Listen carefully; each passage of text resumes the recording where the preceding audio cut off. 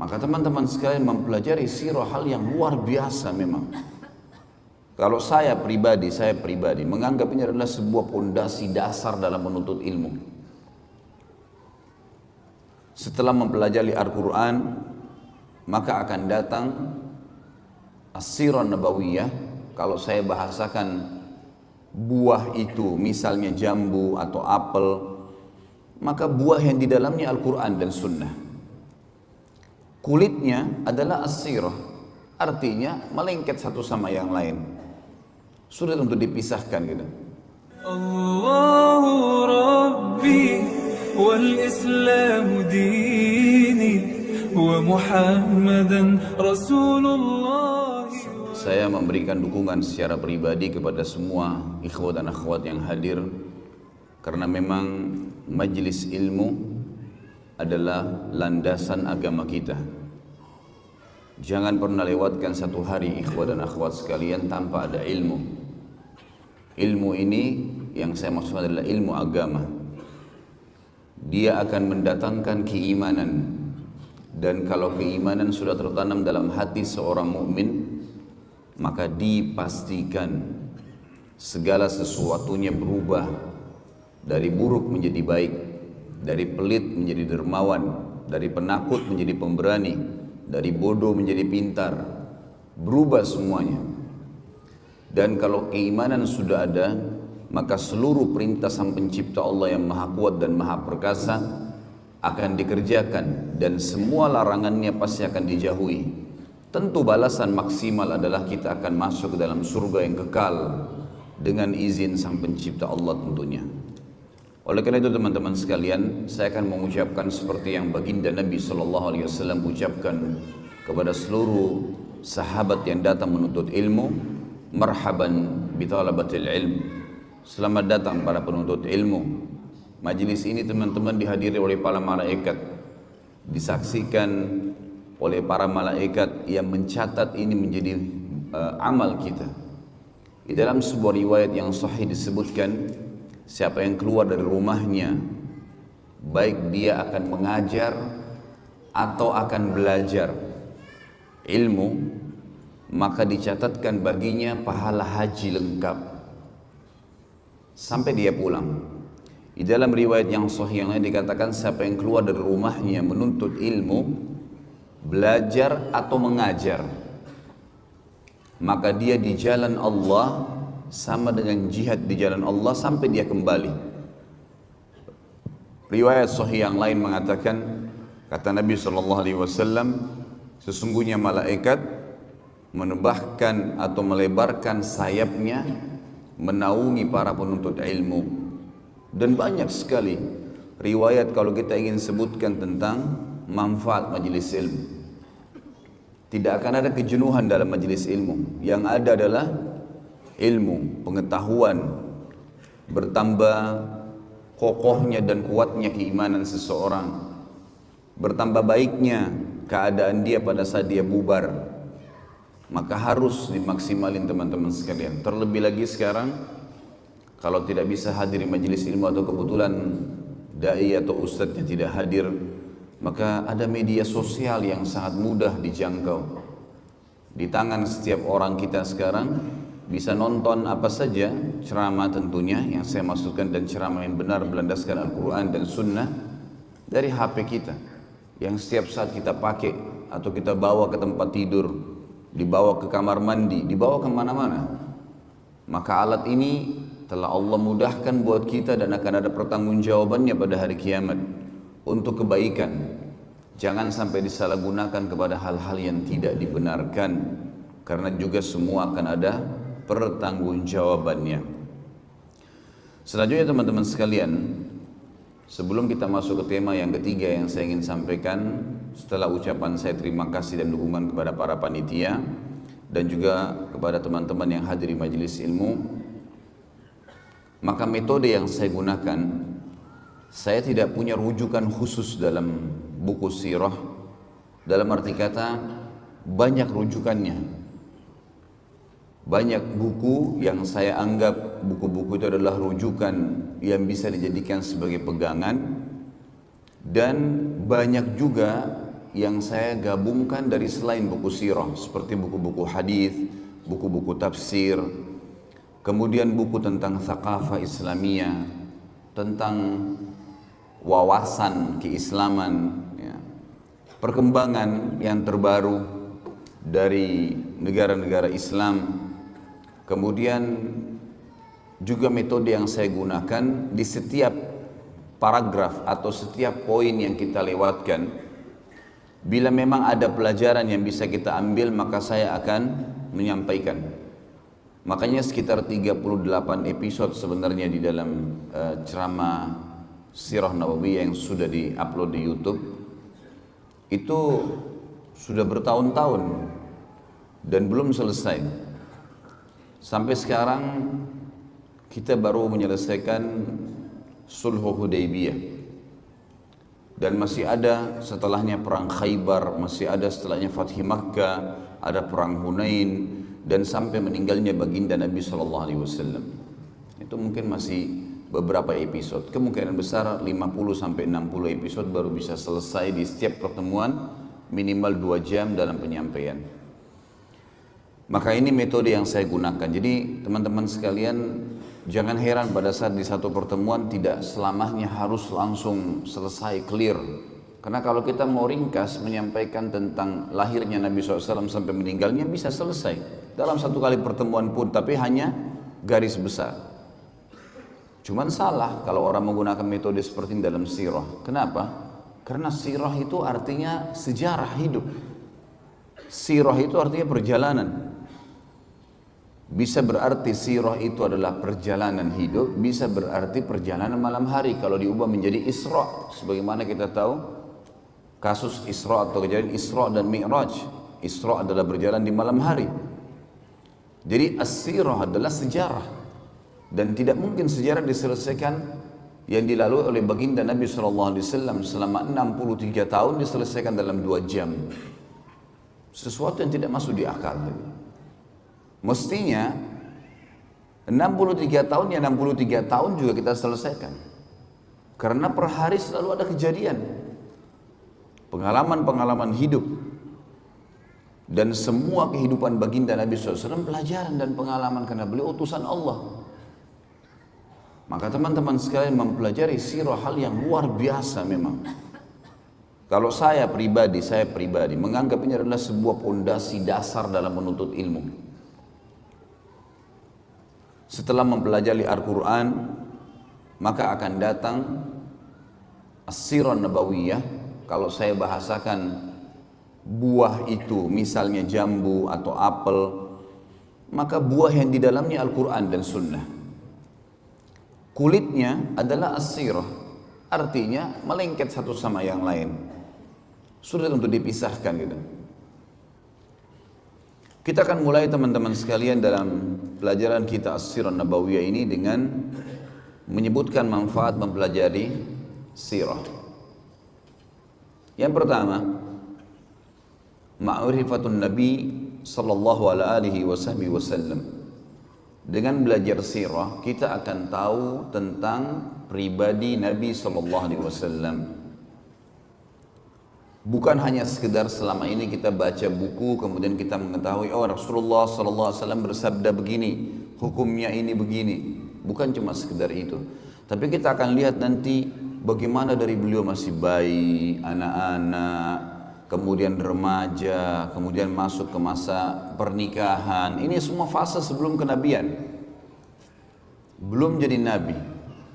Kemudian sampai akhirnya ada keturunan, anaknya meninggal, suka duka dalam perdagangan, menghadapi masyarakat, safar. Ya. Kemudian baru kita masuk ke masalah penobatan kenabian dan prosesi setelah itu dalam 23 tahun sisa umur beliau. Setelah umur 40 tahun dinobatkan jadi nabi, 13 tahun fase Mekah semuanya dengan cobaan. Sedikitnya orang yang beriman gitu kan. Yang beriman dengan 13 tahun berdakwah di Mekah itu hanya 153 orang dari sekian ribu orang. 13 tahun berdakwah. Bagaimana suka dukanya sehingga para dai bisa mengambil pelajaran. kita juga bisa mengambil pelajaran. Ternyata Nabi SAW manusia biasa. Beliau makan, beliau minum, beliau tidur, beliau senang, beliau sedih, beliau menghadapi suka duka kehidupan. Dan itu semua manfaatnya adalah agar kita menjadikan beliau sebagai suri tauladan. Tinggal mudah, ciplak hidupnya baginda Nabi SAW akan selamat.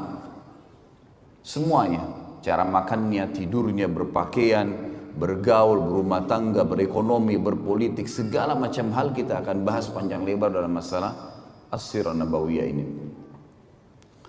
Kemudian juga fase 10 tahun di Madinah, akhir hidup beliau sallallahu alaihi wasallam, di mana fase itu penyempurnaan kehidupan. Penyempurnaan kehidupan. Sebagaimana sering saya bahasakan kepada teman-teman kita di zaman sekarang, banyak di antara ikhwat dan akhwat semangat sekali ingin supaya ada negara yang berbasis Islam.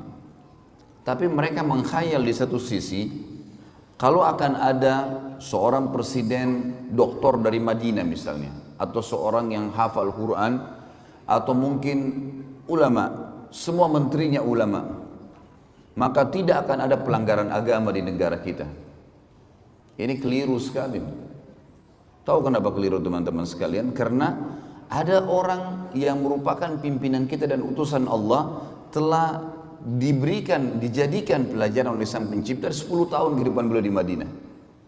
Kehidupan Madinah ada 4 golongan manusia yang hidup di zaman Nabi SAW. Yang pertama adalah orang-orang kafir. Kita tahu di Madinah ada 3 suku Yahudi, Qainuqa, Nadhir, dan Quraidah. Qainuqa, Nadhir, dan Quraidah. 3 suku ini yang sekarang banyak, di antaranya yang banyak menyebar di seluruh dunia termasuk di Israel. 3 suku ini Nabi SAW berinteraksi dengan mereka. Ada transaksi jual beli, ada juga transaksi utang piutang Nabi SAW dengan beberapa pendeta, ada dakwah Nabi SAW mengajak mereka masuk Islam. Setelah masuk Islamnya salah satu pendeta mereka namanya Abdullah bin Salam, nanti akan kita jelaskan semua itu. Kemudian kisah bagaimana pada saat kiprah beberapa orang Yahudi yang masuk Islam akhirnya terbunuh mati syahid di perang Uhud, yang banyak orang tidak mengetahui gitu kan. Kemudian juga bagaimana Nabi SAW akhirnya mengusir mereka dari Madinah karena pengkhianatan mereka. Maksudnya apa?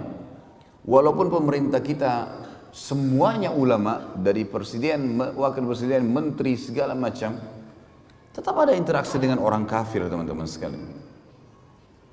Ada orang kafir yang dikenal dengan kafir zimmi dan ada yang kafir harbi. Nanti akan saya jelaskan itu di poin setelahnya nanti, di poin mempelajari sirah dan bagaimana Nabi SAW bermuamalah dengan mereka. Intinya ada orang kafir di Madinah dan Nabi SAW interaksi sama mereka. Jangan lupa kisah anak muda Yahudi yang sakit keras, lalu Nabi SAW menjenguknya untuk mengucapkan syahadat dan anak itu syahadat. Artinya sampai boleh menziarahi, mendatangi rumah seorang kafir untuk mengajak mereka masuk Islam. Ada interaksi. Yang kedua, ada kaum munafikin. Ada orang-orang munafik di Madinah dan pimpinannya siapa namanya? Abdullah bin Abi Salul. Abdullah namanya. Namanya bagus nggak? Hah? Mana suaranya orang Balikpapan nih? Abdullah. Tapi pimpinan orang munafik, dipastikan kekal di api neraka, meninggal dalam kemunafikannya. Jangan heran, di zaman kita sekarang ada orang namanya Muhammad, namanya Ahmad, namanya Yusuf, tampil di televisi, tampil di media, membenci Islam. Kenapa harus heran? Di zaman Nabi SAW ada orang munafik nggak? Namanya siapa? Abdullah. Ambil pelajaran, ini dari sirah diambil nih. Pelajaran pengalaman hidup. Artinya, walaupun pimpinan kita semuanya ulama, akan ada orang munafik di tengah-tengah mereka karena kita tidak lebih baik dari Nabi SAW. Ini penting sekali karena orang banyak mengkhayal seakan-akan tidak, kalau sudah berdiri negara Islam tidak akan ada masalah. Sampai sekarang mereka menyorotin Saudi, katanya Saudi terapkan hukum Islam, kok masih ada orang begini, kok masih ada begini. Loh, jangankan kerajaan Saudi, Nabi SAW saja di zaman beliau ada. Yang ketiga, adanya ahli maksiat. Ada nggak di zaman Nabi SAW orang zina dirajam? Ada nggak pencuri dipotong tangannya? Ada, nanti kita pelajari semua. Ada di antara mereka yang melanggar hukum Allah. Ada yang berdusta dicambuk 80 dera, kisah ifk, tuduhan terhadap Aisyah dan Safwan radhiyallahu anhum ajma'in tentang mereka berzina pada saat pulang dari perang Bani Mustaliq, dan nanti akan kita jelaskan masalah itu insyaallah. Kemudian ada sahabat-sahabat yang berzina dirajam, dicambuk, ada yang mencuri.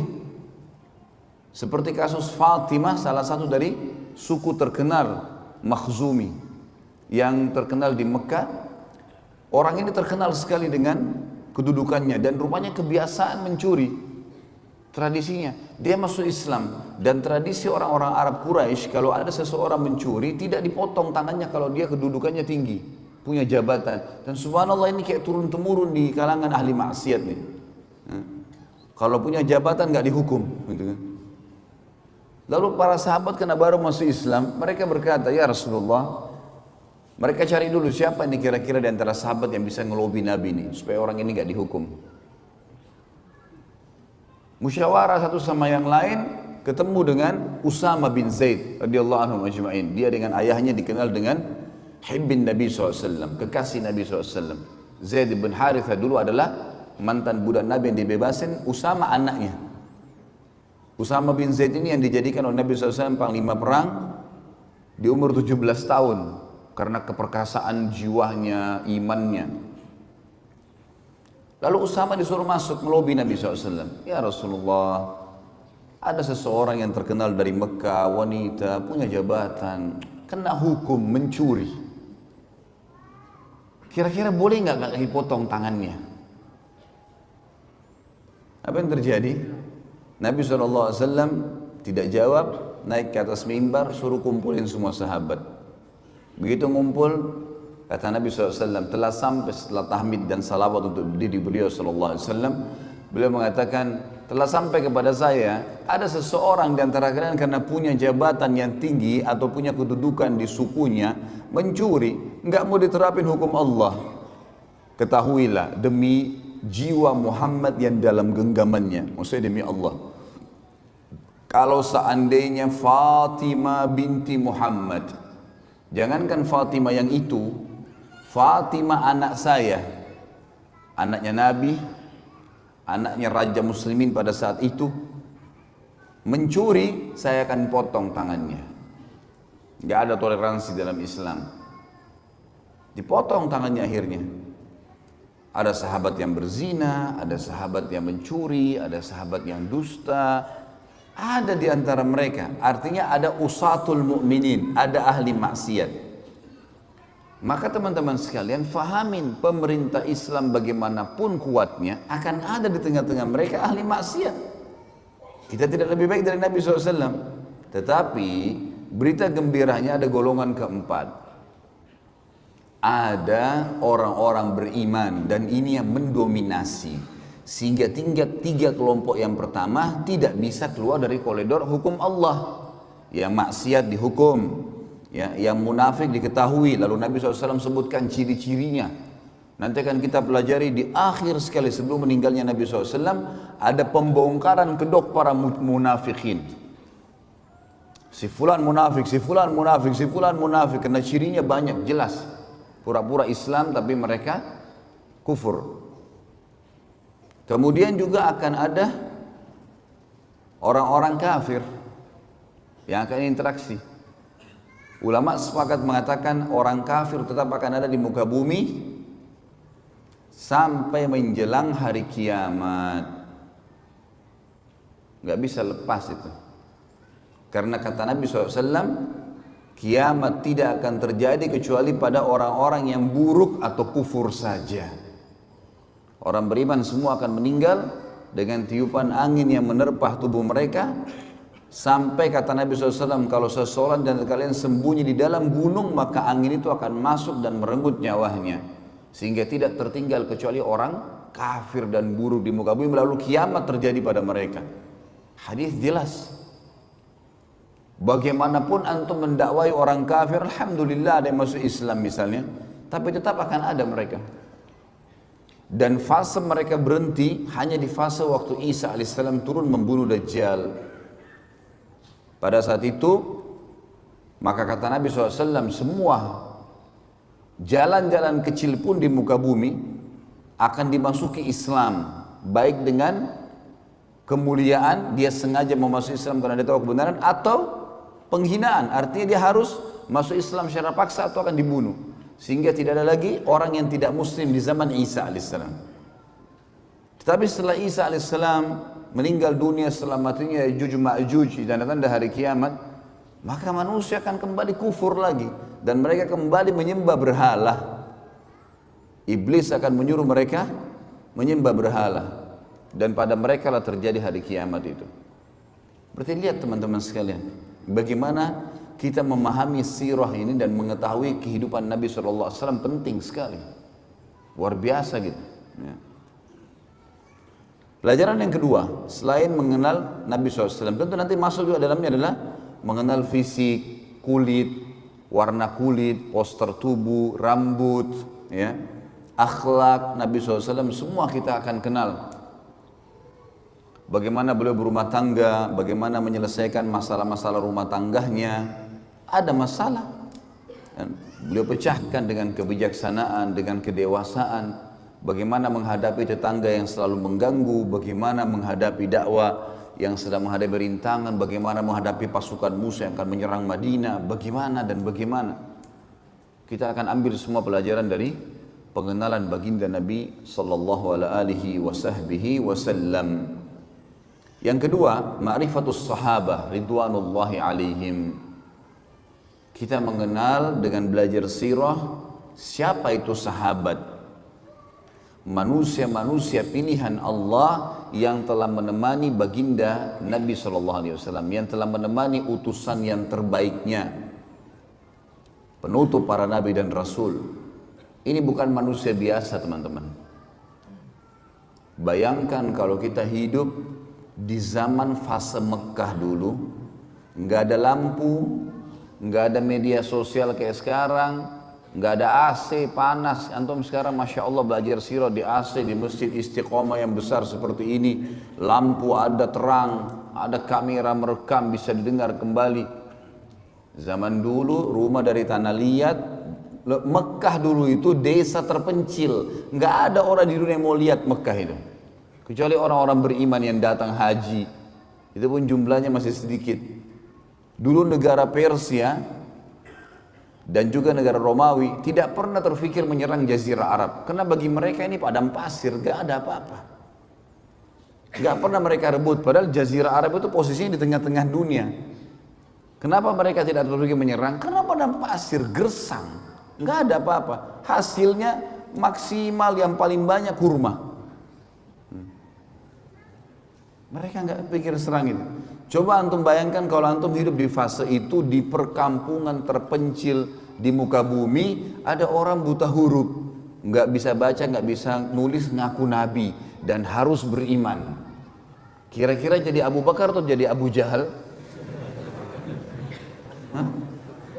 Sekarang gampang antum beriman, Quran sudah lengkap, masjid banyak, para dai-dai mubalik sudah banyak menyampaikan tentang hukum-hukum Islam. Tinggal ambil, belajar, amalin, mati, masuk surga. Mudah sekali. Zaman dulu teman-teman, turun satu ayat, turun dua ayat, dan ini kewajiban mematuhi loh, dan membela hidup mati. Nggak gampang pada saat fase Mekah itu, luar biasa dulu. Nanti kita lihat teman-teman perjuangan para sahabat bagaimana dalam sirah ini. Bagaimana mereka di zaman itu tidak ada media bisa percaya. Bisa percaya, bisa yakin, bisa mengamalkan. Wajar itu, muhajirin dan ansar, Allah janjikan dan jamin buat mereka surga. Demi Allah pantas untuk mereka, pantas. Perjuangan yang meninggalkan keluarganya, berkorban dengan hartanya, berkorban dengan darahnya. Kisah-kisah yang kadang-kadang subhanallah saya kalau pelajari kisah sahabat tidak sadar netes air mata di depan laptop saya itu. Luar biasa kisah mereka ini. Di mana kita ini gitu. Kita selalu sibuk dengan pasar, dengan dagangan, dengan istri, dengan anak, dengan ini lupa tidak ada perjuangan buat agama gitu. Ini sahabat luar biasa, pengorbanan yang luar biasa. Wajar Allah mengatakan radhiyallahu anhum wa radu an. Allah sudah ridho dengan mereka. Tahu ridho teman-teman? Ridho itu kalau orang diberikan sesuatu yang membuat dia sangat puas, baru dikatakan ridho. Kalau misalnya kita memberikan seseorang sesuatu, misal ada fakir miskin minta, kemudian kita kasih uang, misal dia butuh 3 juta rupiah, kemudian kita kasih 10.000 rupiah. Ya udah dia terima kasih, dia pergi. Apa dia sudah ridho? Dia ridho teman-teman kalau dia minta 3 juta, antum kasih 5 juta. Dia akan doain antum, dia akan berterima kasih. Nah itu namanya ridho tuh. Kalimat ridho digunakan di situ. Allah mengatakan radhiyallahu anhum, pakai anhum jamak. Allah ridho kepada semua mereka, sahabat itu. Yang ridho siapa? Pencipta langit dan bumi. Waradu'an, tidak cukup di situ. Allah bilang dan mereka dipastikan memang ridho dengan Allah.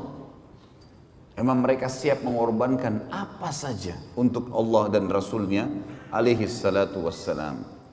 Kita akan belajar teman-teman, ada kisah sahabat yang kiprahnya sangat luar biasa, kisah heroik dalam masalah perjuangan jihad, dalam masalah sedekah, dalam masalah berbakti dengan orang tua, dalam masalah memperjuangkan dan menjalankan sunnah Nabi SAW, agamanya Nabi SAW yang dibawakan. Banyak sekali yang kita bisa ambil. Nah ini semua kita akan ambil dari sirah. Pentingnya luar biasa gitu. Yang ketiga, ma'rifatu sababun nuzulul Quran. Sababun nuzul Al-Quran, mengetahui dari sirah tentang sebab turunnya Al-Quran. Dari sekian 6.000 sekian ayat Al-Quran, saudaraku seiman, ada di antaranya ayat-ayat yang punya sababun nuzul atau sebab turunnya ayat.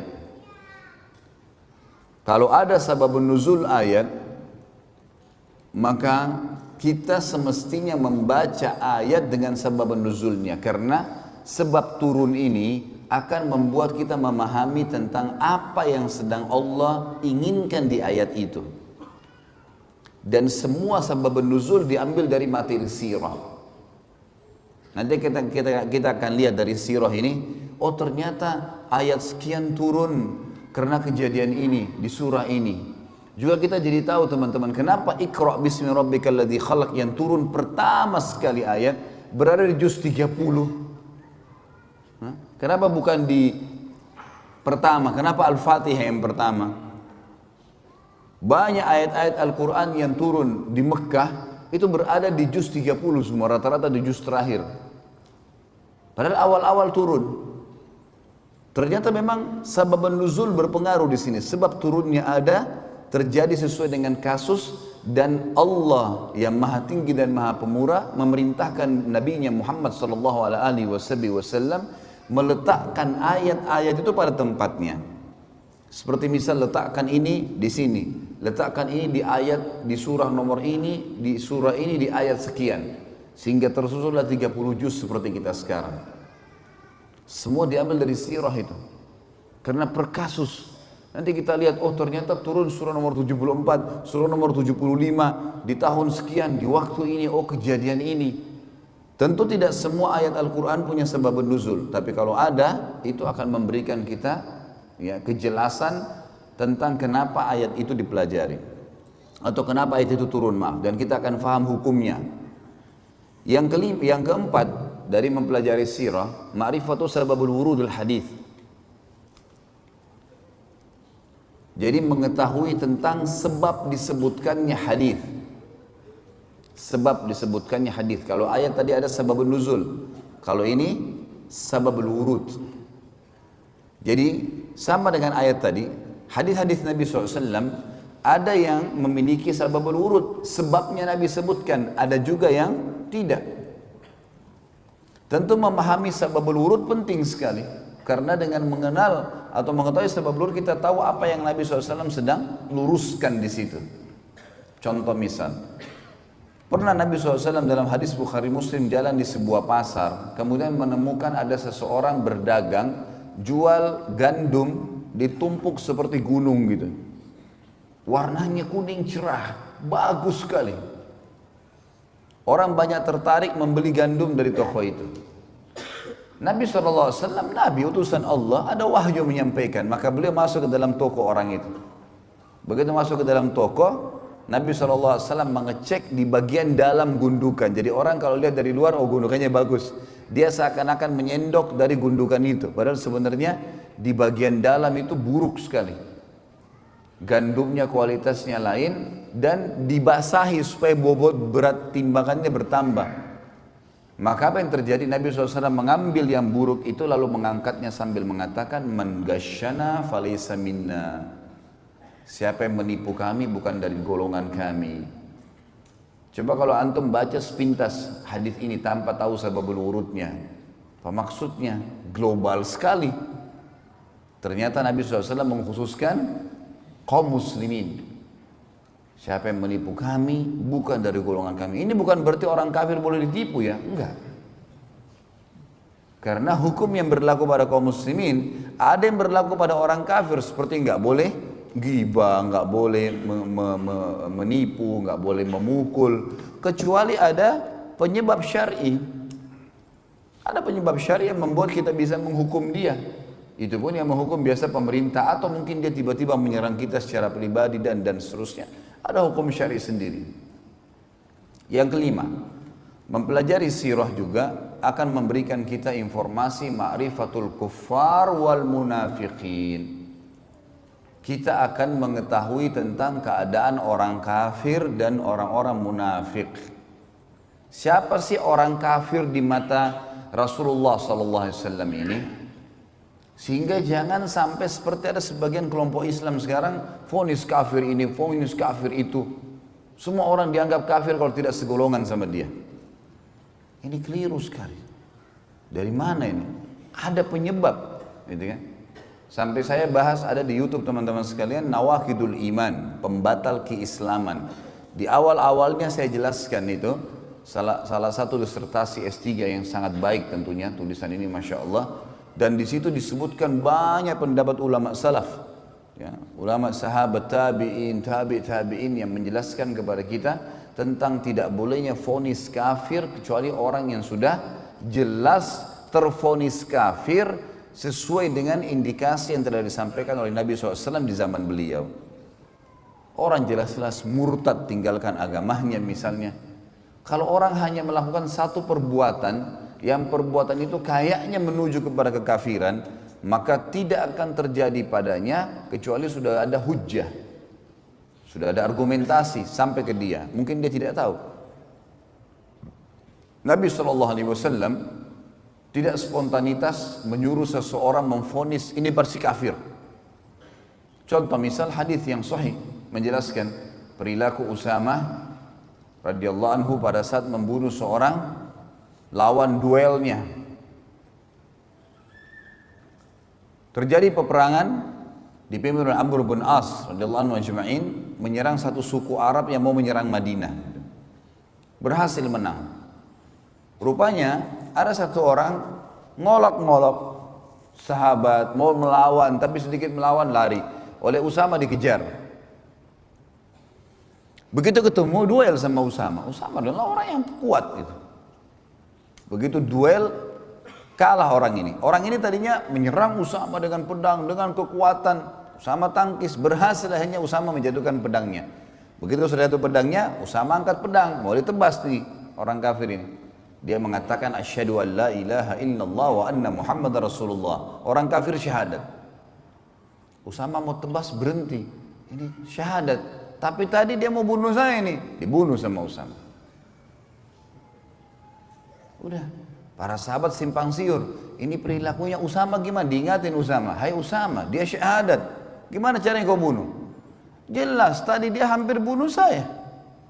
Kalau saya tidak tangkis, saya sudah dibunuh sama dia. Berarti syahadatnya hanya takut lihat pedang. Udah simpang siur nih, pulang ke Madinah. Tiba di Madinah, diceritakan kepada Nabi SAW, ya Rasulullah begini kejadiannya. Apa kata Nabi SAW? Wahai Usama, dipanggil. Kenapa kau bunuh dia? Ya Rasulullah, tadinya begini dan begitu. Tangkis-tangkisan, serang-serangan, saya akan dibunuh. Kalau saya tidak tangkis, sudah ditebas leher saya sama dia. Kemudian pada saat pedangnya jatuh, dia syahadat. Syahadu la ilaha illallah Muhammadur Rasulullah. Maka dia syahadat karena dia takut lihat pedang saya. Apa kata Nabi SAW? Asyaqaqta an qalbi. Apa kau belah dadanya hai Usama sampai kau tahu dia benar atau tidak? Usama diam. Nabi SAW ulangi. Asyaqaqta an qalbi. Apa kau belah dadanya sampai kau tahu dia benar atau tidak? Nabi SAW ulangi terus sampai kata Usama, saya berharap mati masuk di kuburan gak keluar lagi. Karena beratnya kalimat itu, gitu kan? Diulangi terus oleh Nabi SAW. Apa kau belah dadahnya sampai kau tahu dia benar atau tidak? Terus diulangi. Artinya apa teman-teman? Hukumnya hukum zahir. Kalau kelihatan orang itu syahadat, kita nggak bisa buat apa-apa. Hukumnya. Kalau ada lagi indikasi setelahnya dia lakukan kekufuran, dia nyatakan lagi murtad misalnya atau apa, itu lain. Tapi kalau enggak, lihat bagaimana Nabi SAW bermuamalah dengan orang yang seperti ini, gitu kan? Ada juga orang-orang kafir yang Nabi SAW hadapi sesuai dengan keadaan. Ada yang Nabi SAW sengaja suruh bunuh. Seperti kasus Abu Rafi', salah satu pimpinan Yahudi yang selalu menghina Islam. Dibunuh oleh Nabi SAW, disuruh. Salah satu sahabat bernama Abdullah bin Abi Atik radhiyallahu anhu pergi ke sana lalu membunuhnya, gitu kan? Ini memang luar biasa. Setiap ada suku yang mau nyerang Madinah dibiayai sama dia. Setiap ada penyair yang menghina Nabi SAW, agama Islam, Allah, dibiayai sama dia. Setiap ada penyanyi, penari menghina-hina Islam sambil menari dibiayai sama dia. Orang ini nyerang Islam dari belakang. Nabi SAW mengatakan, siapa yang bisa mengamankan urusannya Abu Rafi' ini? Kata Abdullah bin Abi Atik, saya Rasulullah.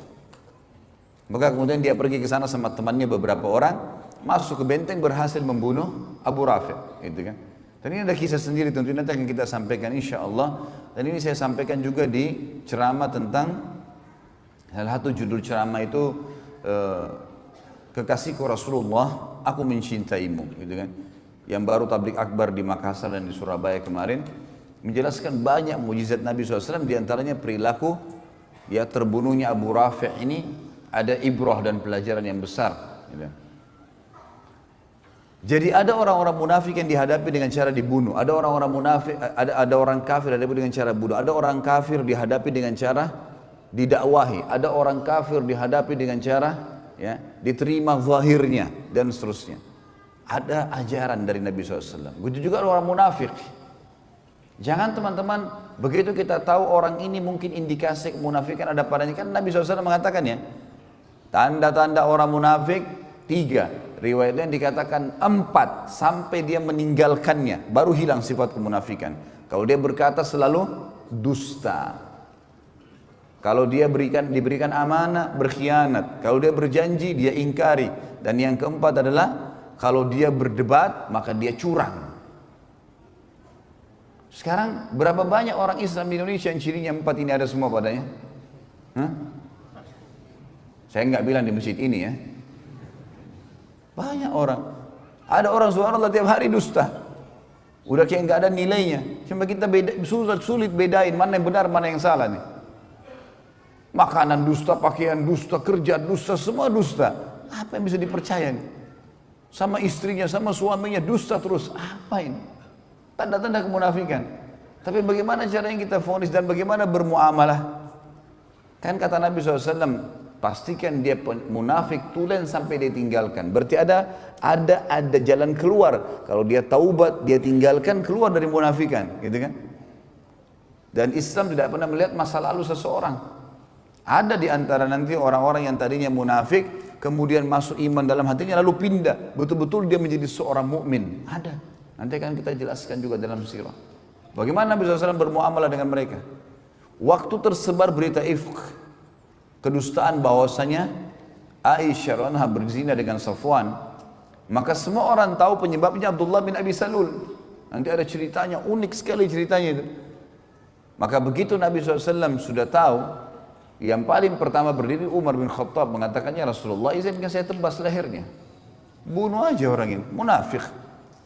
Dan Umar selalu setiap ada orang melanggar depan Nabi, ya Rasulullah izinkan. Anda izinkan hilang kepalanya orang ini. Luar biasa kalau Umar hidup zaman sekarang, wah banyak sekali kepala yang hilang gitu. Apa kata Nabi SAW? Tidak hai Umar, jangan sampai orang-orang ngomong Muhammad membunuh orang-orang yang hidup seakan-akan jadi sahabatnya gitu. Seperti ini munafik, jelas-jelas munafik, Nabi SAW tahu. Tapi kan dia berbaur dengan muslimin, seakan-akan dia bagian dari sahabat. Jangan sampai orang berkata Muhammad bunuh sahabatnya. Sampai tersebar di setiap musuh Nabi SAW. Ayo, orang-orang Yahudi biasa bilang kalau sudah terdesak kita masuk Islam saja. Karena Muhammad gak mungkin bunuh sahabatnya. Sampai tersebar itu sebuah konsep. Berarti ada cara menghadapi orang munafikin. Dakwahi, sampaikan.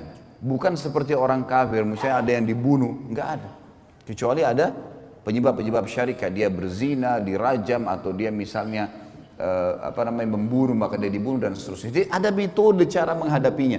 Dan sirah mengajar kita dengan sangat detail. Bahkan kejadian di zaman Nabi SAW per individu, gitu kan. Serta pelajaran yang luar biasa teman-teman sekalian adalah Islam tidak pernah melihat masa lalu seseorang. Ini kalau teman-teman ikuti ceramah di YouTube ada judul yang saya angkat, iya inilah aku sekarang. Dakwah atau sebuah ceramah yang semoga Allah SWT ikhlaskan. Ini tujuannya untuk memberikan motivasi kepada ikhwan dan akhwat yang berubah. Nggak ada aibnya. Dulu pezina, dulu pemabuk, dulu perjudi, dulu kafir, dulu memerangi Islam. Tapi setelah syahadat, selesai semua. Karena Islam tidak membenci individu seseorang. Yang dibenci adalah perilaku yang salah. Umar bin Khattab dulu benci sekali sama Islam. Umar bin Khattab itu kalau keluar, khusus keluar dari rumahnya waktu di Mekah untuk nyiksa kaum muslimin. Khusus keluar ganggu, pukul orang, siksa orang muslimin. Sampai waktu itu tersebar berita kalau Umar kemungkinan masuk Islam. Kata beberapa sahabat apa? Kalau Umar syahadat, unta juga bisa syahadat. Kayaknya mustahil gitu, nggak mungkin. Tapi dia setelah syahadat, Islam nggak lihat lagi masa lalunya. Umar yang mengaku mengatakan saya seorang khammar, orang yang suka minum khamar, dan khamar banyak sahabatnya kan. Khamar itu banyak relasinya selalu ke khamar, zina, macam-macam judi. Memang perilakunya satu sahabat semua itu. Sama antum kalau hadir majelis ilmu, sahabatnya masjid, ya, sahabatnya Quran, sahabatnya kitab, memang begitu. Itu sahabatnya. Jadi kita kena satu sahabatnya kena semua itu. Makanya jangan buka pintu itu. Orang yang buka pintu kesalahan seperti orang yang ada di mulut jurang. Jangan coba-coba. Sekali tergelincir susah keluar. Kecuali mendaki, susah. Maka jangan coba-coba. Sementara keimanan dan jalan amal soleh ini semuanya jalan lurus, enak. Jalan mulus sampai mati, nikmatin makan, minum, tidur segala macam. Setelah itu mati masuk surga, abadi selamanya.